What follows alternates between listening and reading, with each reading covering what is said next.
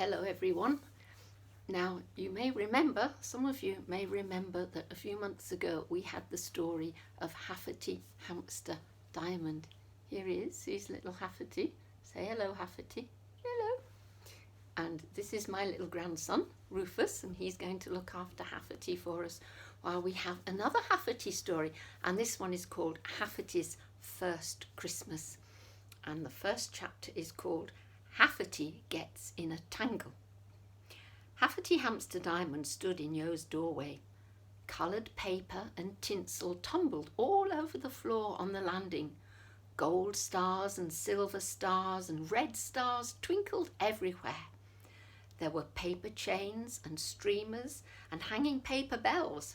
And right in the middle was Yo's big brother, Mark. Haffertee pushed bravely into the confusion. "What's up, Haffertee? Whatever are you doing?" he asked. One of the gold stars was stuck between his legs. "Oh, sorry, Haffertee," said Mark. "I didn't know you were in Yo's room. I was sent up to find the decorations box and sort everything into piles." Haffertee stood looking at the tangle.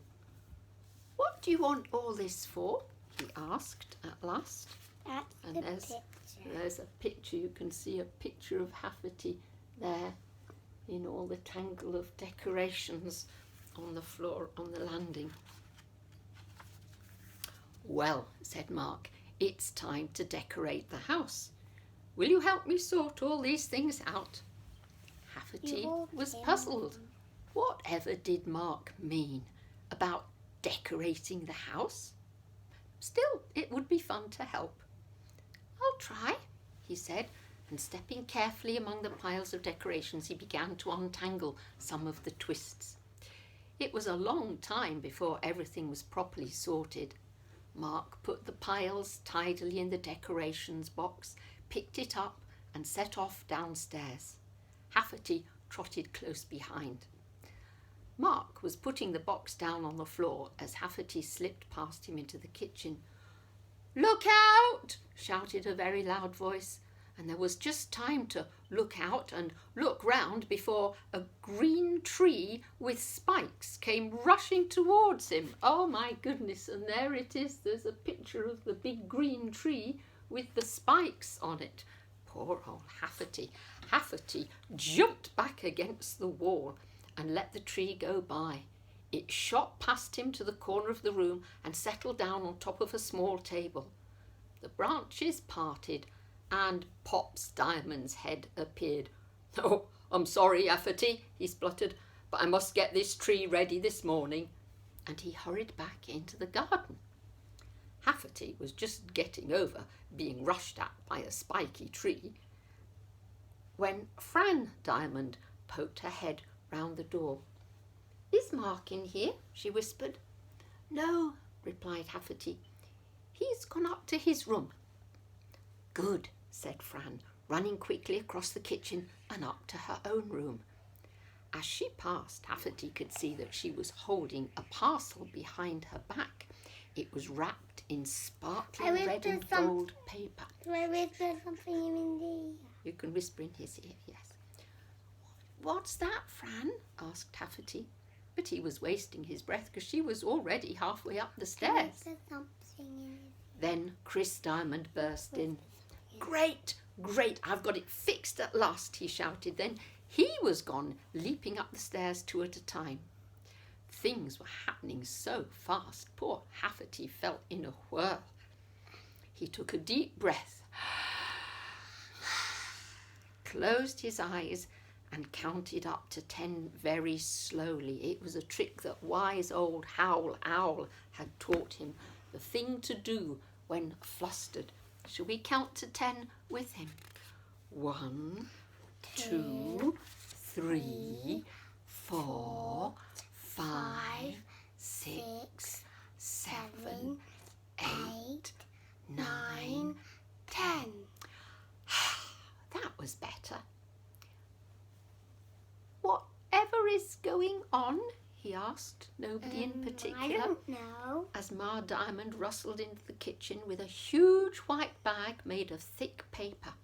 In large red letters on the side, Haffertee could read the words Happy Christmas. Oh, hello, Haffertee, she said, a little out of breath. I am glad I found this. She held up the bag for Haffertee to see and then walked over to the corner, and she put the bag under the tree. And there's a picture of the bag. Whoops. Yep, there's a picture of the bag, and you can see it says Happy Christmas on the bag. And there's little Haffertee stood in front of this great big bag. Haffertee watched with a puzzled look on his face. Whatever? He began, but he didn't get time to finish his question. I must get on with the dinner now, Ma said, and she started opening the oven door. So Haffertee knew he would have to wait. The kitchen was no place for questions when Ma was getting dinner ready. That's what it's like in your house, isn't it? When Mum's getting dinner ready, we can't have lots of questions in the kitchen. So Haffertee started back up to Yo's room. As he went upstairs, Haffertee heard Chris strumming away on his guitar. He was singing a very happy little song. The bedroom door was closed, so the words were rather muffled, but when it came to the chorus, Chris sang extra loudly. Haffertee could hear quite clearly. Baby born, Jesus child, hear the angels sing. Baby born, God's own style, little Jesus King. It was such a cheerful little song that Haffertee stood quite still to listen.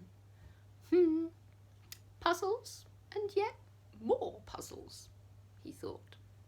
Decorations and a spiky tree, a secret parcel wrapped in special paper, Happy Christmas, whatever was that, and a song about a baby and little Jesus King.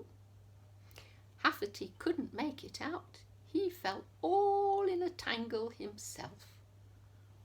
Poor old Haffertee. So tomorrow we'll have the next chapter and we'll find out a bit more.